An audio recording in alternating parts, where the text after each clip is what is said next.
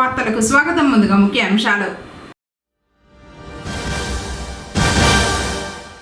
వైద్యం అందించడంలో నిర్లక్ష్యం చేయొద్దు. ప్రభుత్వ ఏరియా ఆసుపత్రిని తనిఖీ చేసిన medical joint commissioner doctor Saralamma.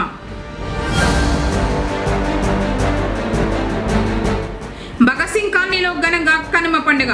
పశువులకు పూజలు చేసి ఊరేగించిన రైతన్నలు.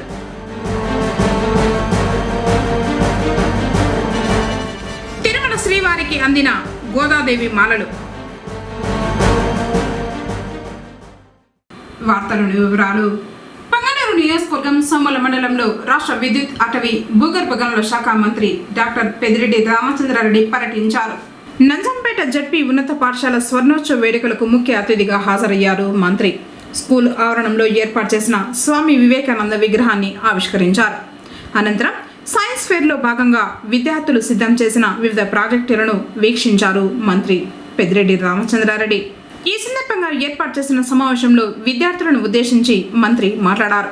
మీకంతా కూడా తెలుసు, జగన్మోహన్ రెడ్డి గారు వచ్చిన తర్వాతే విద్యార్థుల భవిష్యత్తును దృష్టిలో పెట్టుకొని అనేక రకాల సంస్కరణలు కూడా తీసుకురావడం జరిగింది. ఏదో పాఠ్య పుస్తకం తీస్తే 3rd క్లాస్ నుంచి కూడా ఒకవైపు ఇంగ్లీష్లో ఉంటే అదే తెలుగులో తర్జుమా చేసి ఇంకొక పేజీలో ఉంటుంది. ఆ విధంగా అందరికీ కూడా చదువుకునేది కూడా సులభతరంగా చేస్తూ మనం రాబోయే రోజుల్లో కాంపిటేటివ్గా ఇతర రాష్ట్రాలతో కానీ ఇతర దేశాలతో కానీ మనం కాంపిటేటివ్గా ఈ పోటీ పడే తత్వంలో మనం పార్టిసిపేట్ చేయాలంటే తప్పకుండా ఇంగ్లీష్ మీడియం అవసరం. అది గుర్తించిన నాయకుడు జగన్మోహన్ రెడ్డి గారు. దీనికి ఒకరి భాషలంతా కూడా చెప్పారు. చంద్రబాబు నాయుడు మరీ ముఖ్యంగా ఇంగ్లీష్ మీడియం ఏం అవసరం, బిడ్డలంతా చెడిపోతున్నారు, తెలుగును అంతా కూడా చులకనగా చూస్తూ ఉన్నారు అని చెప్పి తెలుగు భాషను.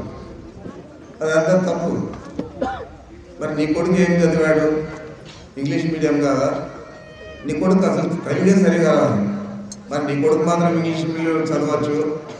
మరి పేద పిల్లలు మామూలుగా ఇలాంటి పాఠశాలల్లో ఎవరు చదువుతారు? మన మధ్యతరగతి కుటుంబీకులు, అంతకంటే తక్కువ ఉండే స్థాయి ఉండే వాళ్ళే చదువుతారు. మేమంతా కూడా హై స్కూల్లోనే చదివాం. మా ఎంపీ గారు కానీ శ్రీనివాసులు గారు కానీ, శ్రీనివాసులు గారు ఫాదర్ చాలా సంవత్సరాలు రాజకీయాల్లో ఉన్నాడు.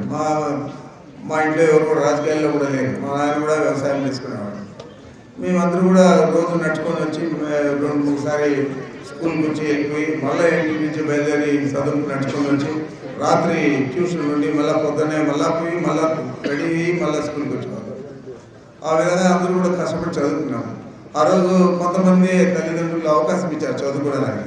చాలామంది తల్లిదండ్రులు మాకు వ్యవసాయానికి పొడుగు అంటే చాలు, మా బిడ్డలు ఏదో ఒకటి ఆవులు మేపేదో లేకపోతే పంట పొలాల్లో పనిచేసేదానికో మాకు సహకారంగా ఉంటారని భావించారు తప్ప వారి భవిష్యత్తు బాగుంటే మన కుటుంబం భవిష్యత్తు బాగుంటుంది, మన గ్రామ భవిష్యత్తు బాగుంటుంది, మన ప్రాంత భవిష్యత్తు బాగుంటుంది, మన రాష్ట్ర భవిష్యత్తు బాగుంటుందని ఆ రోజుల్లో ఆలోచన చేయలేకపోయారు. ఈరోజు అందరికీ కూడా తల్లిదండ్రులు కూడా ఒక పోటీగా పక్కింటి వాడు సాఫ్ట్వేర్ ఇంజనీర్ ఉంటాడు, పెద్ద భవంతి కట్టేస్తాడు, మరి వీళ్ళేమో అట్లే ఉంటారు పాత ఇంట్లోనే. మరి వీళ్ళందరికీ కూడా మా బిడ్డలు చదువుకుంటే మా సంసారం కూడా బాగుపడుతుంది, ఆర్థికంగా ముందుకు పోతాం, గ్రామంలో మాకు పరువు మర్యాద వస్తుంది అని చెప్పి ప్రతి తల్లిదండ్రులు కూడా ఆలోచించే స్థితుల్లో ఈరోజు జగన్మోహన్ రెడ్డి గారు అందరికీ కూడా కార్పొరేట్ స్థాయిలో విద్యను అభ్యసించేదానికి ఈరోజు ప్రభుత్వ పాఠశాలల్లోనే అవకాశం ఇవ్వడం జరిగింది. ఈరోజు ఆ విధంగానే మన రాష్ట్రం మొత్తం మీద ఈరోజు మనం చూస్తే ప్రతి బిడ్డ కూడా ఇంగ్లీష్ మీడియంలో అనర్గళంగా మాట్లాడుతున్నారు. ఈ రాష్ట్రంలో ఏ ముఖ్యమంత్రి కూడా కాంగ్రెస్ పార్టీనా, తెలుగుదేశం పార్టీనా, ఇంకో పార్టీనా, ఏ పార్టీ అయినా ఏ ముఖ్యమంత్రి కూడా ఓట్లుండే వాళ్ళకే అన్ని అవకాశాలు ఇస్తారు. అంటే సంక్షేమ పథకాలు, ఓట్లు లేని పిల్లల గురించి ఆలోచించిన మొదటి ముఖ్యమంత్రి జగన్మోహన్ రెడ్డి గారు. విద్యార్థులే ఈ రాష్ట్రానికి రాబోయే రోజుల్లో భవిష్యత్తు అని చెప్పి ఈరోజు మరి ఒక కంకణబద్ధుడై చేస్తూ ఉన్నాడు. మనమందరూ కూడా ఆయన తీసుకున్న ఈ చర్యలకు అందరూ తల్లిదండ్రులు కానీ విద్యార్థులు కానీ పాఠశాల ఉపాధ్యాయులు కానీ అందరూ కూడా సంతోషపడాలా, సమర్థించాలి. మిమ్మల్ని అందరినీ ఒకటే కోరుతా ఉన్నాను. మీ గ్రామంలో మీ తల్లిదండ్రులకి పేరు తెచ్చే విధంగా పనిచేయండి, ఈ ప్రాంతానికి పేరు తెండి, మా అందరికీ కూడా పేరు తెచ్చే విధంగా మీరు పనిచేస్తే గర్వంగా మేము చెప్తాం. మా ఊళ్ళో ఒక పాఠశాల ఉంది నంజంపేటలో, అక్కడ అన్ని రంగాలలో కూడా ఆ పాఠశాల చాలా సంవత్సరాలు మా ప్రథమ స్థాయిలో నిలిచింది. మరి అని మేము కూడా బయట ప్రాంతాల్లో పోయినప్పుడు ఆ విధంగా గర్వంగా చెప్పుకునేదానికి ఉంటుంది. మరి అలాంటి పరిస్థితి తిరిగి మనం కొనసాగించాలని చెప్పి విద్యార్థులను ప్రత్యేకంగా కోరుకుంటూ, తిరుమల శ్రీవారికి మహాభక్తురాలైన శ్రీ గోదాదేవి పరిణయోత్సవాన్ని పురస్కరించుకుని గోదామాలలు శ్రీవారి మూల విరాట్కు మంగళవారం ఉదయం అలంకరించారు. తిరుపతి శ్రీ గోవిందరాజస్వామి వారి ఆలయంలోని ఆండాల్ శ్రీ గోదాదేవి చెంత నుండి శ్రీవారికి ప్రత్యేక మాలలు కానుకగా అందాయి. గోదాదేవి మాలలు తిరుపతి నుండి తిరుమల శ్రీ శ్రీ శ్రీ పెద్దజీఆర్ స్వామివారి మఠానికి మంగళవారం ఉదయం చేరుకున్నాయి. అనంతరం పెద్దజీఆర్ మఠం నుండి మంగళ వాయిద్యాల నడుమ ఊరేగింపుగా శ్రీవారి ఆలయానికి తీసుకొచ్చారు. ఆలయంలో పూజా కార్యక్రమాలు నిర్వహించి శ్రీ వెంకటేశ్వర స్వామివారి మూల విరాట్కు అలంకరించారు. ఈ కార్యక్రమంలో తిరుమల శ్రీ శ్రీ శ్రీ పెద్దజీఆర్ స్వామి, శ్రీ శ్రీ శ్రీ చిన్నజీఆర్ స్వామి, జేఈఓ వీరబ్రహ్మం దంపతులు, ఆలయ డిప్యూటీ ఈఓ లోకనాథం, ఇతర అధికారులు పాల్గొన్నారు.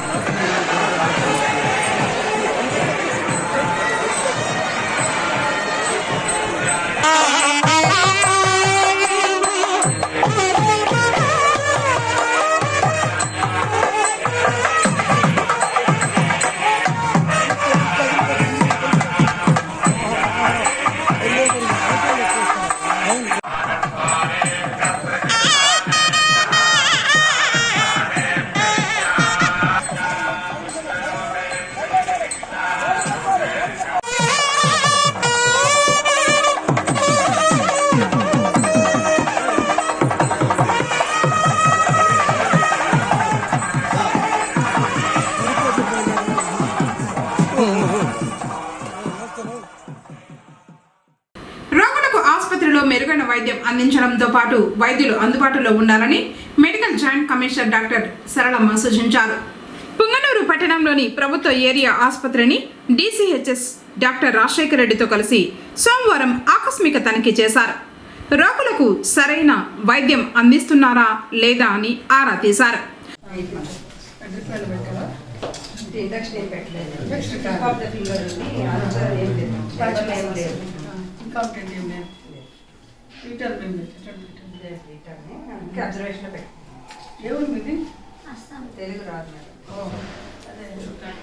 ఆసుపత్రిలోని పలు రికార్డులు పరిశీలించారు.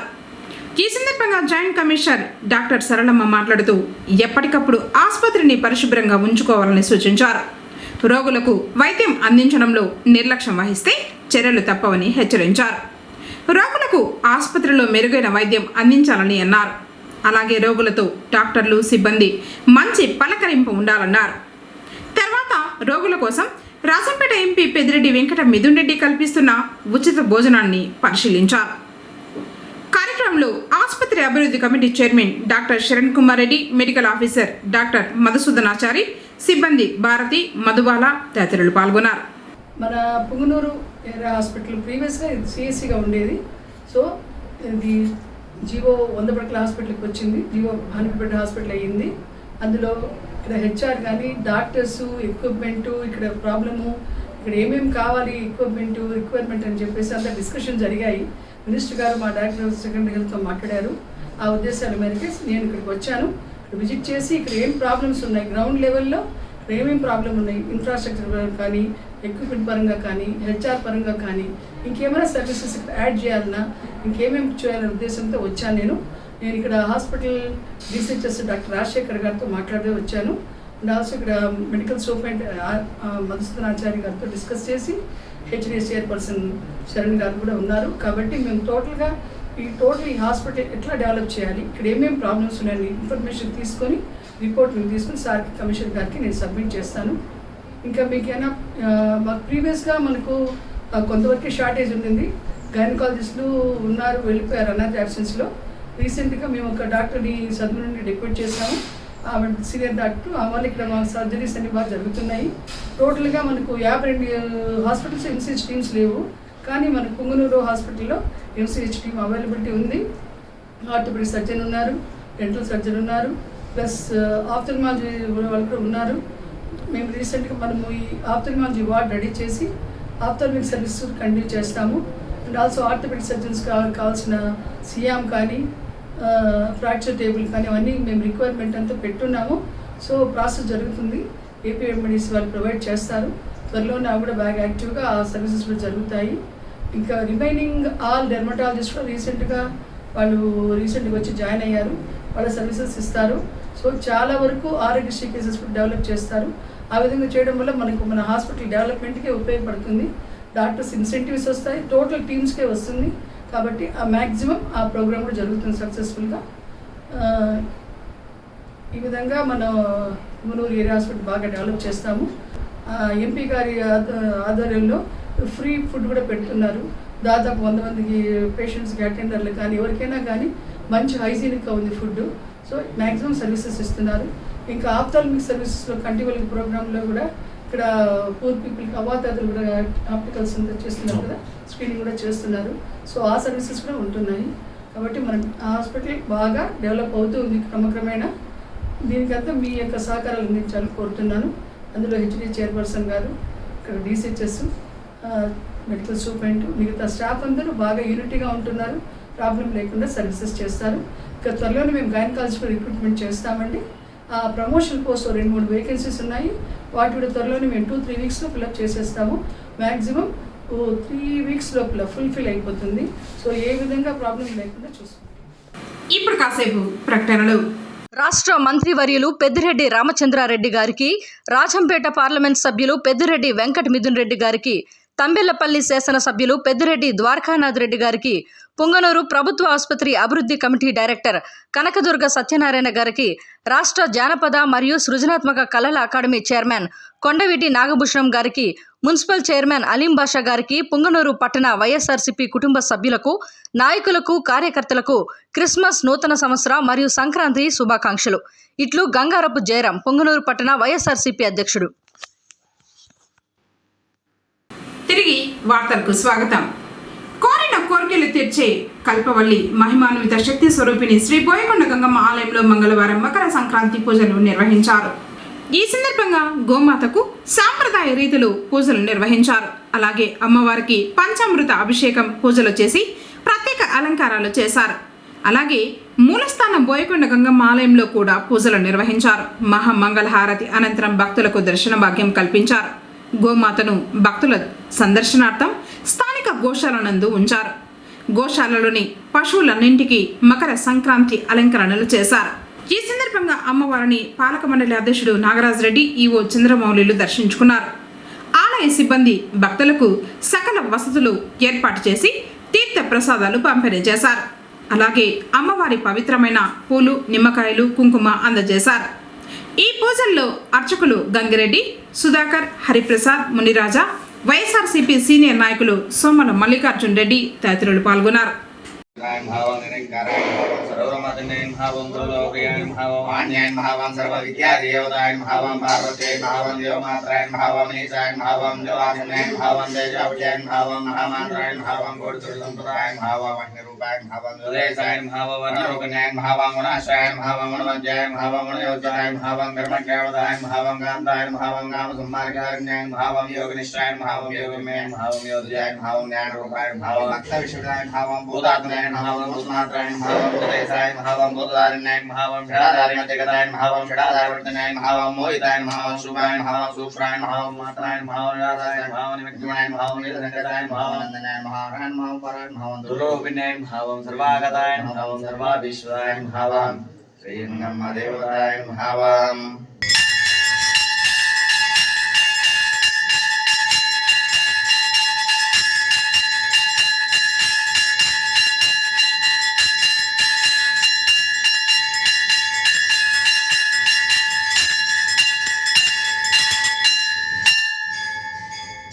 ఓం దేవమాత్రే నమః ఓం పరేశాయ నమః ఓం దివాసిన్యై నమః ఓం తేజవత్యై నమః ఓం మహామాత్రే నమః ఓం కోటి సూర్య సమప్రభాయ నమః ఓం వైనిరూపాయ నమః ఓం సుదేశాయ నమః ఓం వర్ణరూపిణ్యై నమః ఓం గుణాశ్రాయ నమః ఓం గుణమధ్యాయ నమః ఓం గుణత్రివర్జితాయ నమః ఓం कर्मज्ञानप्रदाय नमः ओं कामताय नमः ओं कामसंहारकारिण्यै नमः ओं योगनिष्ठाय नमः ओं योगिगम्याय नमः ओं योग्याय नमः ओं ज्ञानरूपाय नमः ओं भक्ताभीष्टफलप्रदाय नमः ओं भूतात्मिकाय नमः ओं भूतमात्राय नमः ओं भूतेशाय नमः ओं भूतधारिण्यै नमः ओं सदानारी मध्यगताय नमः ओं सदाधरादिवर्जिन्यै नमः ओं वैताय नमः ओं शुभाय नमः ओं शुभ्राय नमः ओं सूक्ष्माय नमः ओं मात्राय नमः ओं निरालसाय नमः ओं निम्नगाय नमः ओं नीलशंकषाय नमः ओं नित्याय नमः ओं नलिन्दाय नमः हराय नमः ओं पराय नमः ओं दुर्लभरूपिण्यै नमः ओं सरस्वत्यै नमः ओं सर्वगताय नमः ओं सर्वाभीष्टप्रदाय नमः श्री वैकुण्ठगंगम्म देवता प्रातःकालमालिकां पूजां समर्पयामि।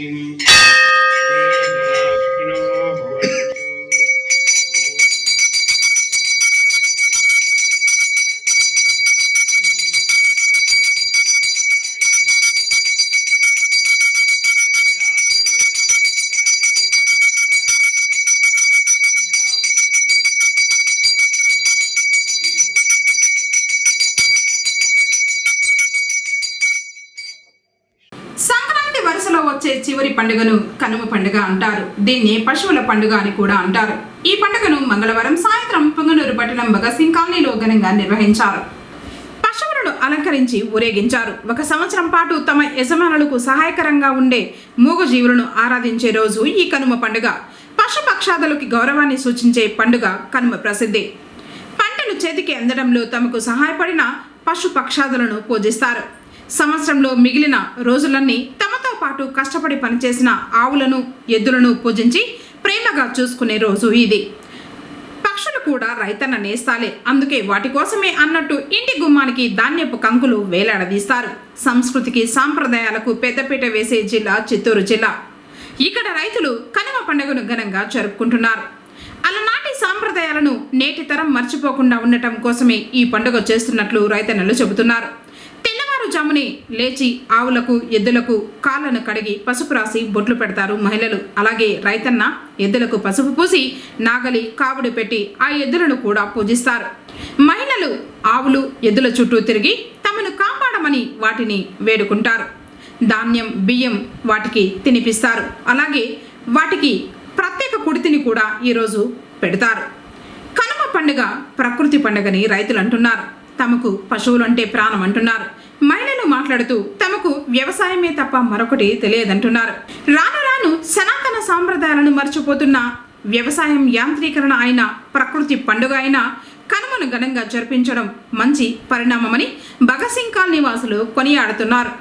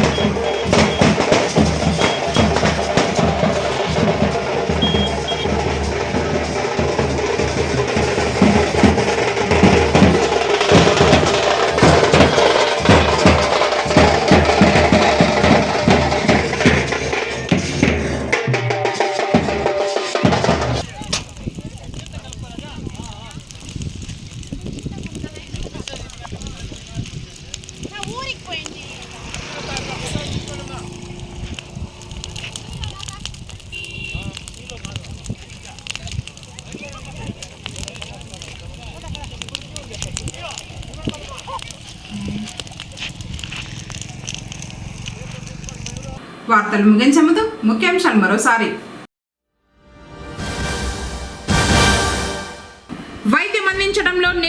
చేయొద్దు. ప్రభుత్వ ఏరియా ఆసుపత్రిని తనిఖీ చేసిన medical joint commissioner doctor Saralamma. Bhagat Singh కాలనీలో ఘనంగా కనుమ పండుగ. పశువులకు పూజలు చేసి ఊరేగించిన రైతన్నలు.